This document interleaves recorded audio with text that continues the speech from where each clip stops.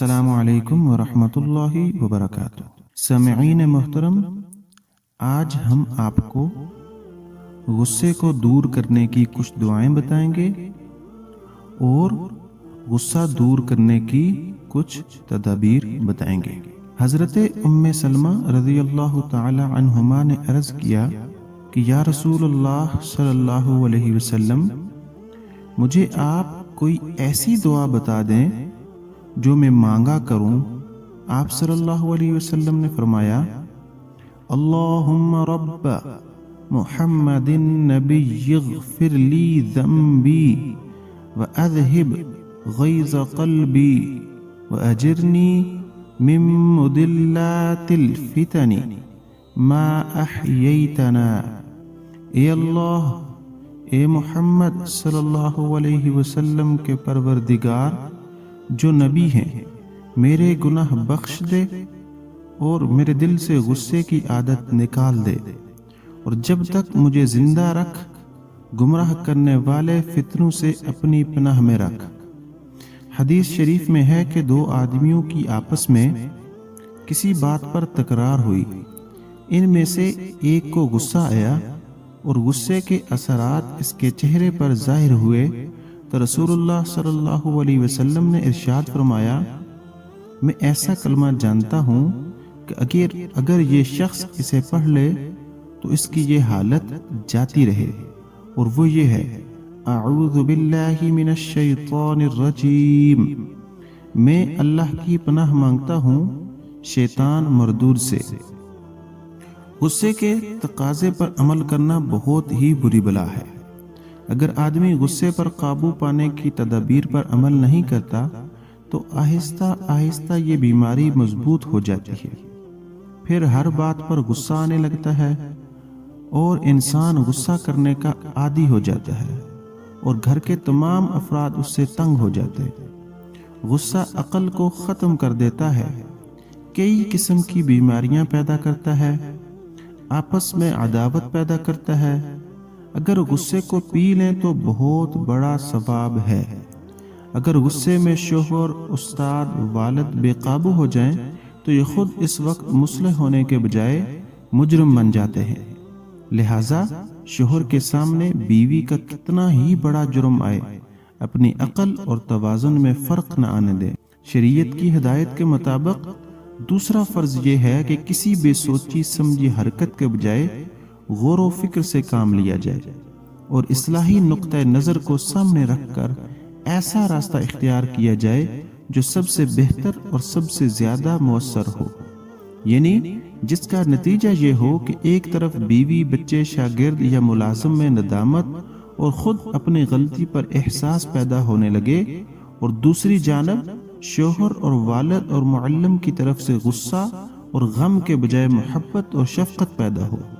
بیوی اور بچے آپ سے متنفر ہونے کے بجائے پہلے سے زیادہ آپ کے گرویدہ ہو جائیں، وہ آپ کو یہ سمجھیں کہ آپ ان کی اصلاح چاہتے ہیں، ان پر ظلم کرنا نہیں چاہتے، آپ ان کو تہذیب سکھانا چاہتے ہیں، تکلیف دینا نہیں چاہتے۔ غصہ دور کرنے کی 6 تدابیر ہم آپ کو بتائیں گے۔ ہر مسلمان کو چاہیے کہ اس پر عمل کرنے کی کوشش کرے۔ نمبر 1، گھر میں، دکان میں سلام کر کے داخل ہو اور گھر میں داخل ہونے کی دعاؤں کا اہتمام کریں۔ نمبر 2، غصے کے وقت اعوذ باللہ من الشیطان الرجیم پڑھ لے اور اپنی حالت تبدیل کر لے، کھڑا ہے تو بیٹھ جائے، بیٹھا ہے تو لیٹ جائے۔ نمبر 3، غصے کی حالت میں پانی پی لے یا وضو کر لے۔ نمبر 4، جہاں غصہ آیا ہے اس جگہ کو فوراً چھوڑ دے، کہیں اور چلا جائے۔ اگر گھر میں غصہ آیا ہے تو تھوڑی دیر کے لیے باہر چلا جائے، یہ سب سے زیادہ مفید علاج ہے۔ مثلاً بیوی بچوں پر غصہ آیا تو گھر سے باہر جا کر مسجد میں 2 رکعت صلاۃ التوبہ پڑھ لے۔ اگر ساس کو بہو پر غصہ آیا ہے تو دوسرے کمرے میں چلی جائے۔ نمبر 5، جس کو غصہ زیادہ آتا ہو اس کا علاج یہ ہے کہ ایک کاغذ پر یہ عبارت لکھ کر ایسی جگہ لگا دے کہ اس پر آتے جاتے نظر پڑتی رہے، اور وہ عبارت یہ ہے، اللہ تبارک و تعالی کو تجھ پر اس سے زیادہ قدرت ہے کہ جتنی تجھ کو اس پر ہے، یعنی کہ تجھ کو بیوی پر یا بچوں پر یا ملازموں یا شاگردوں پر یا اپنے نیچے والوں پر جتنی قدرت ہے، اللہ تعالی کو تجھ پر اس سے زیادہ قدرت ہے۔ لہٰذا ایسا نہ ہو کہ سزا جرم سے زیادہ ہو جائے، ورنہ اس پر دنیا و آخرت دونوں میں پکڑ ہوگی، اور قیامت کے دن جرم اور سزا کو تولا جائے گا، اگر برابر ہوئے تو چھوٹ گئے ورنہ پکڑ ہوگی۔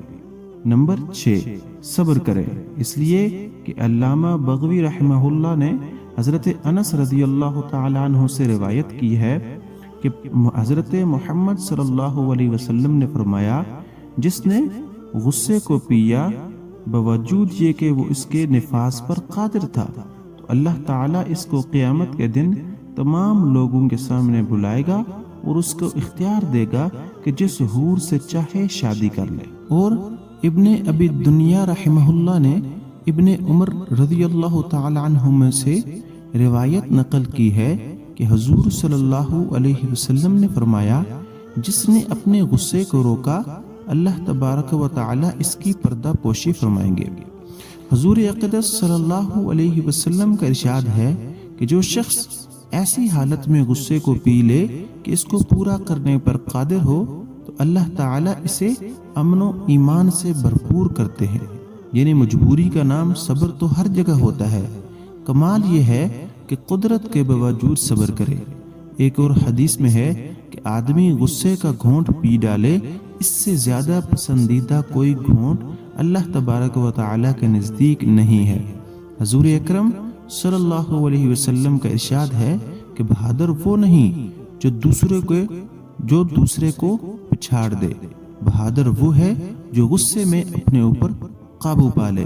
حضرت علی بن حسین رحمہ اللہ تعالیٰ کی ایک باندی ان کو وضو کرا رہی تھی کہ لوٹا ہاتھ سے گرا، جس سے ان کا منہ زخمی ہو گیا۔